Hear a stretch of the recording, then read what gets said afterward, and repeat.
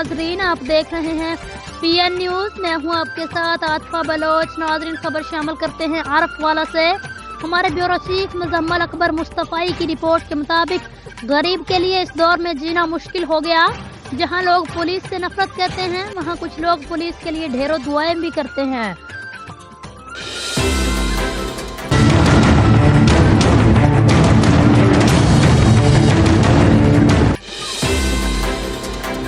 आरफवाला के निवाही गांव में गुज़िश्ता रात असलहा के जोर पर खादम हुसैन, साबर हुसैन डुड्डी, साकनान 171 EB ने साइला के खामद मोहम्मद अब्बास छोटे मासूम बच्चों को अगवा कर लिया था, जिस पर मुकामी पुलिस को इतला मिली। SHO सदर ने भरवक्त इंसाफ के तकाजे पूरे करते हुए साइला और उसके खामद को बाजियाब करवाया और मुकदमा दर्ज कर लिया। मुलजमान को हिरासत में लेकर तफ्तीश का आगाज कर दिया गया। साइला और उसके अहले-उयाल ने SHO सदर और पंजाब पुलिस को ढेरों दुआएं दी।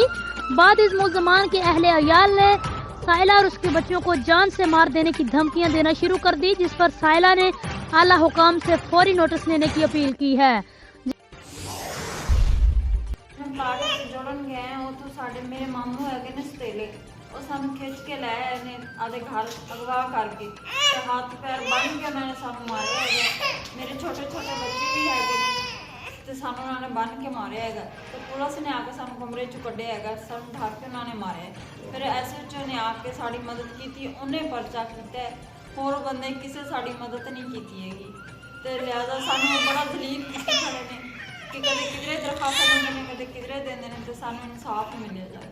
सानू जाने मारन की धमकियां दी जाती ने कि सानू लिहाजा सानू ना इंसाफ मिले जाए। मेरे मामू आगे मेरे बाहर धमकियां लाते हैं, सार धमकियां लाते हैं कि कहने असीं हले होर भी इन्हां नाल कुछ करांगे।